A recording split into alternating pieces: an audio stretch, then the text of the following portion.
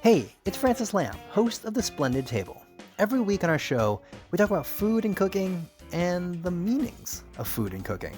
We talk with the most interesting people in food about their techniques, their culture, and everything in between. Whether it's about how fried chicken took over the world or how Instagram changes the way people are actually eating. It's a food show where everyone is welcome. Come join us. You can listen to The Splendid Table wherever you get your podcasts. You're listening to Heritage Radio Network. Hey Lou, it's Sean from Packaged. I'm digging the podcast. Do you have any ad spots? Hey Sean, thanks for the kind words. Yeah, we've got all kinds of ad slots available. What are you thinking? I'm thinking I want to advertise about our world-class producer-owned brands of agave spirits like G4, like Tequila El Viejito, like Mezcal Palomo, and Ultramundo. Yeah, that's cool, but I meant, what are you thinking, Sean? That you'd want to spend your ad dollars with our dinky little podcast, or really with any podcast? Sean, no one listens to podcasts anymore. I do, Lou. I listen when I'm at the gym. No one goes to the gym anymore either, Sean, but okay, let's say we do this. What would the ads be about? Well, if they're like your other ads, Lou, I guess they're like 4 minutes long. Fair. Since G4, El Viejito, Palomo, and Ultramundo are each owned by the families who make them, maybe that's the point to the ads. Who these producers are and why that makes a difference. Oh, that sounds good. Okay, so then I'll need to go visit them, Sean. Only if I can go. Sounds like we're going on an agave road trip. Agave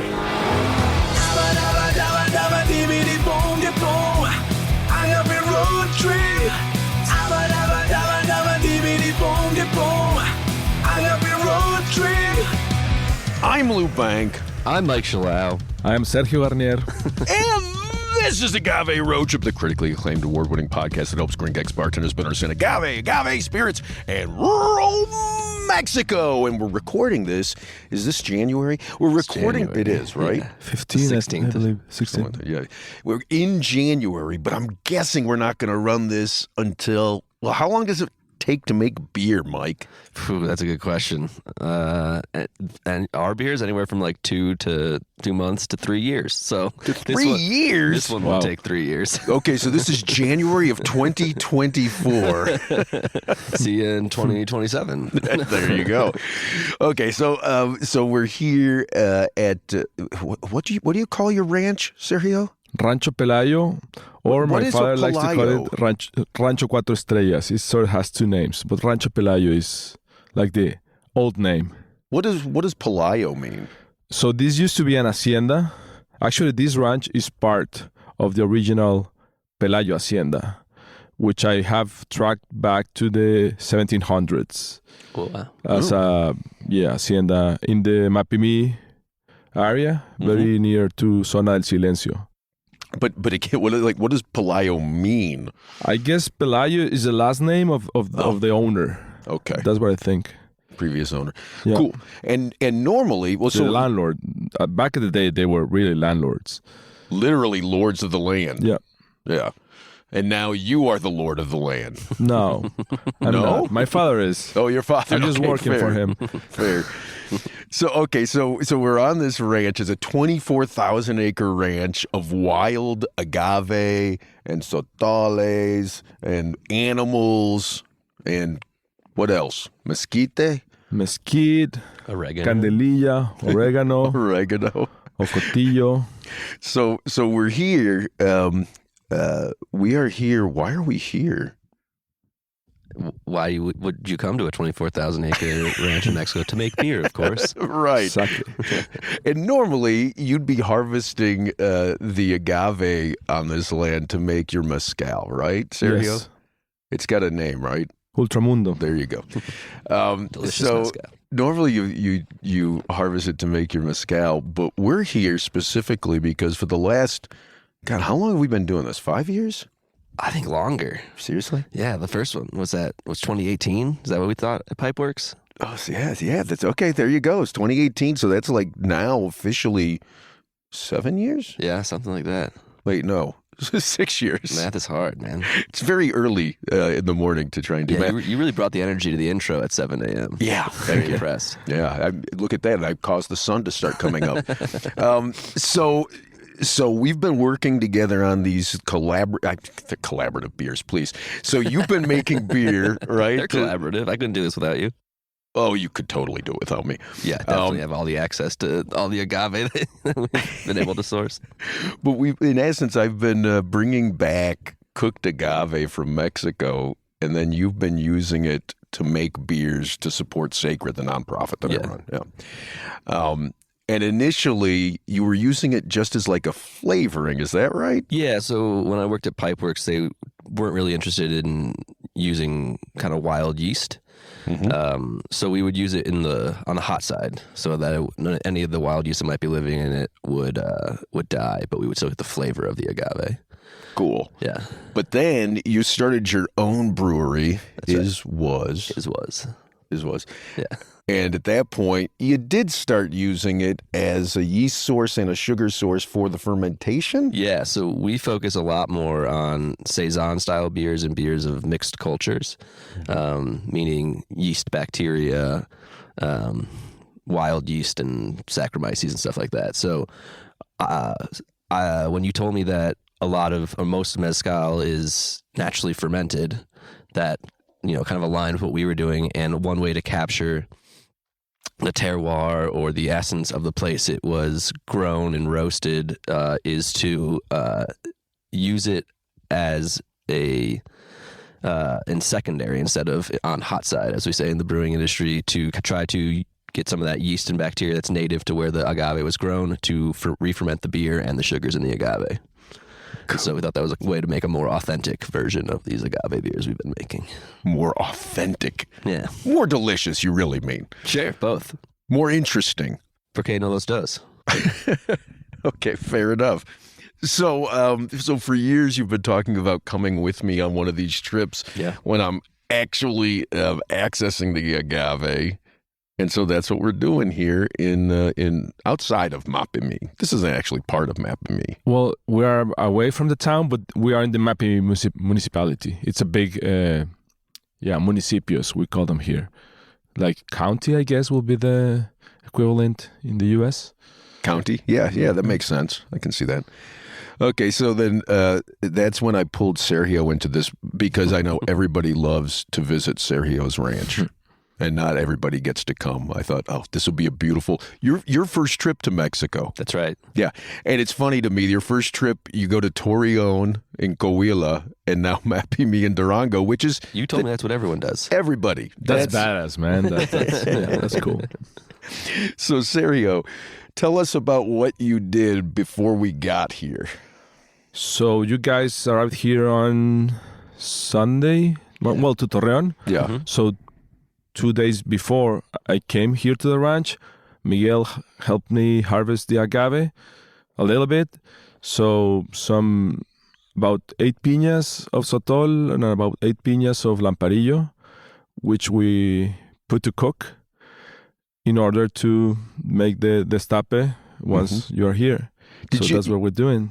One of the things that you've talked to me about a number of times whenever we debate over certification of mezcal is how you have to get clearance from the government to harvest the plants, the agave. Yeah. Yeah. So did you do that specifically for this, or you just have a general, sort of like a hunting license for the year? What do you do? Basically, the permits you get is for transportation. So the government gives you the transportation permits, which are linked to your extraction permits. Mm-hmm. So we're doing a tiny bit amount, so I didn't use any permits this time, and because we're transporting it in suitcases cooked this time, so we should be okay with 4 piñas. Okay, this is what you'd normally do to make your mezcal, is you'd harvest the Lamparillo, Maguey, and the Sotols. Yes, well, Sotol we haven't produced yet. Actually, something really cool about this project is the first time ever we harvest and cook Sotol from the ranch, because that's something we will begin producing later this year in the distillery that we are building here at the ranch. What we have been doing for the last 3 years is just Lamparillo Mezcal, harvesting here, transporting it to Nombre de Dios, where all the process to convert it into Mezcal happens. This will be the first year doing Sotol and Mezcal in the ranch. At the ranch. So just to put a fine point on this, the first time you have ever harvested Sotol and the first time you have ever cooked agave and Sotol on this property is in service of making a beer in Chicago. That's right. Okay. And since it was not that much, we were able to use the barbacoa oven. Yeah. So the oven for agave, because it was a very small amount, was not needed this time. So still waiting to be used, but the barbacoa whole did it this time. Nice. So if it tastes a little bit like, is it lamb that you put in there? You said. Yeah, lamb normally. Yeah, so if it tastes a little like lamb, that's what's going on, Michael. So we might not be able to certify this as vegan for you. Maybe not. It's part of the magic. Yeah. Cool. So we're sitting here in this fine. Is it Tuesday morning? Tuesday morning. Tuesday. Yeah, Tuesday morning. As the sun is just rising, and we got the fire going. You got your coffee brewing, and once we finish this recording and we finish the coffee, we're gonna go open up that oven, right? The horno. Mm-hmm. Is it still called an horno when it's that tiny? Yeah, hornito. Hornito. Cute. Very cute. Yeah. So we're going to open that up. We're going to take the agave and sotole out, and hopefully it's actually been finished and cooked, right? We had to put it back in yesterday for a second. That's the patented double cook process that we'll be using. The double cook. That's how McDonald's makes the fries, right? Yeah, that's where we came up with the idea. Yeah. That's on me. My first time cooking, and using that oven to estimate the right amount of wood, but I prefer to have it undercooked than overcooked, as in steak. So because we also have the opportunity to keep up with cooking. So hopefully once we drink this coffee, we open up the oven and it will be okay.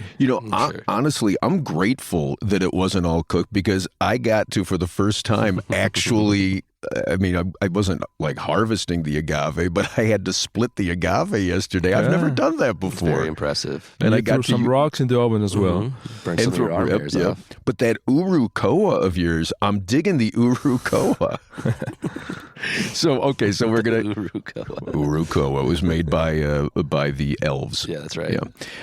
Okay, so we're gonna pull that out of the oven, and then we're going to put it into to suitcases, Mike, and take it back to Chicago. Right.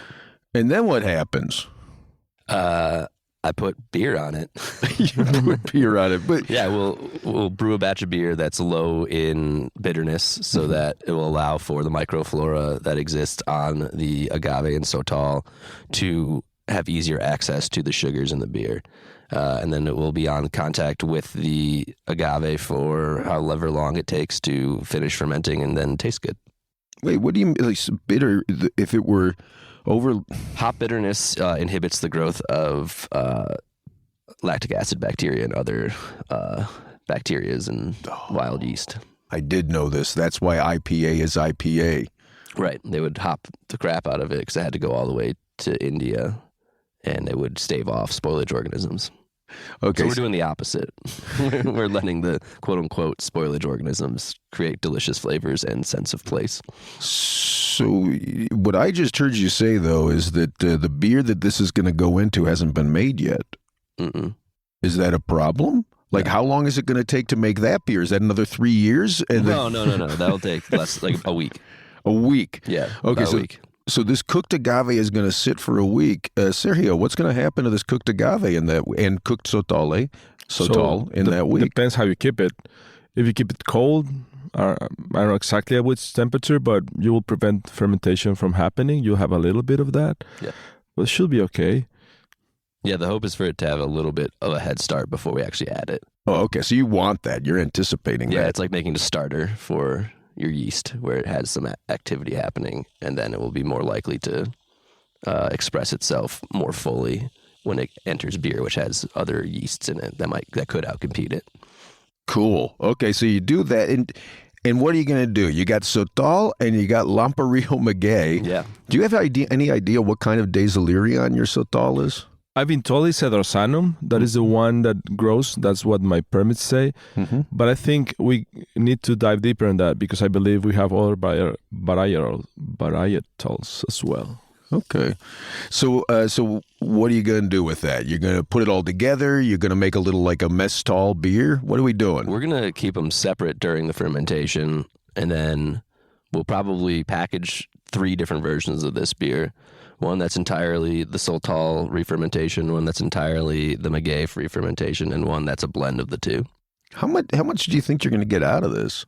We'll make 7 brewer's barrels to start, and then there'll be some loss along the way. So I'm not entirely sure. How much would you normally get out of a brewer's barrel? A brewer's barrel is 31 gallons.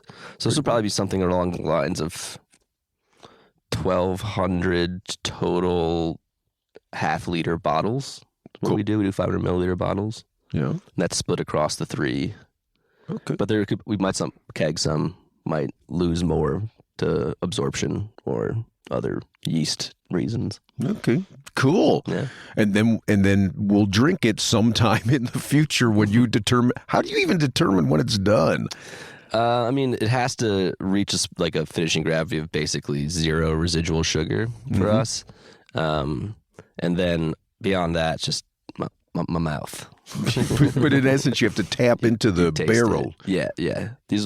We actually do these in secondaries in like plastic drums, food grade plastic drums. It's just easier to access that way. Makes a lot of sense. Yeah. Cool. And then we grab some of those bottles and we put them in our luggage and we bring those beautiful plants back to the land that they came on. That's right. And we have a big party. And we drink them. Yeah. Well, you drink them. I can't because of the gluten. But Right.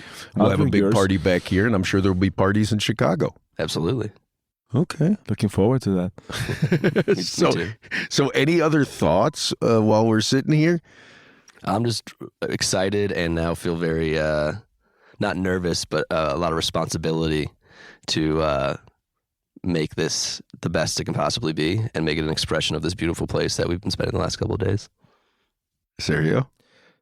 Kind of the same with my part, with the agave and the cooking, but super excited about participating and really glad like this is going to support a good cause as your sacred organization. So really happy and always glad to have you, Lou, and everyone that wants to know Rancho Pelayo, come over and see it by yourself. Cool. I'll put your phone number on the episode page. Sure. I'll put them on the bottle, on the labels. Okay, guys. Thanks a lot, and I'll catch you next episode. Hasta pronto. Adios. Bye. You've been listening to Agave Road Trip, the critically acclaimed award-winning podcast that helps Gringex bartenders better understand agave spirits, and rural Mexico. We're blessed with sound engineering by Roy Sierra and a theme song performed by Gabriel Oliveira and Marco Ricos. Sign up to become a road tripper and listen to more episodes at agaveroadtrip.com. If you enjoyed this podcast, please let us know. And if you hated it, well, I'm sure you'll let us know that too. You can also find us on Facebook and Instagram at Agave Road Trip. Agave Road Trip is a production of 10 Angry Pit Bulls, Inc.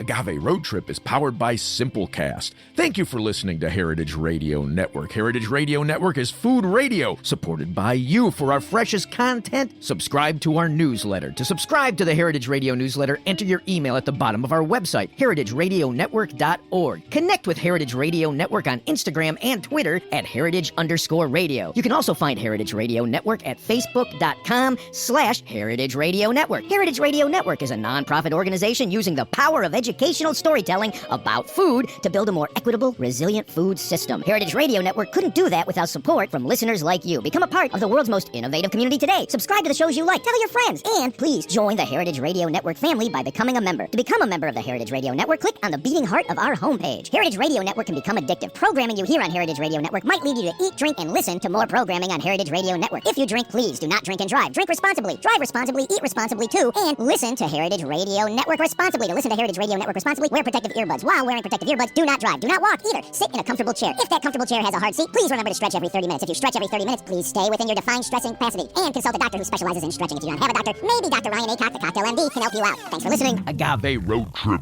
out.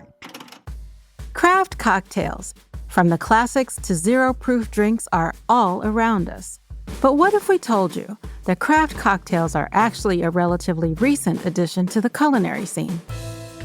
My name is Toni Tipton-Martin, and I'm the editor-in-chief of Cook's Country at America's Test Kitchen. I want to introduce you to a podcast mini-series I'm hosting called 100 Proof, The Journey of the American Cocktail. Over 6 episodes, we'll look at how mixed drinks offer us a window into what was happening in America during the dawn of the cocktail. We'll then take you to the present day to contemplate what forces led to our modern cocktail renaissance. And along the way, we'll of course be sharing cocktail recipes with you. Subscribe to Proof from America's Test Kitchen so you won't miss the first episode. It drops on Thursday, May 23rd. Again, that's Proof, Proof, from America's Test Kitchen. Cheers.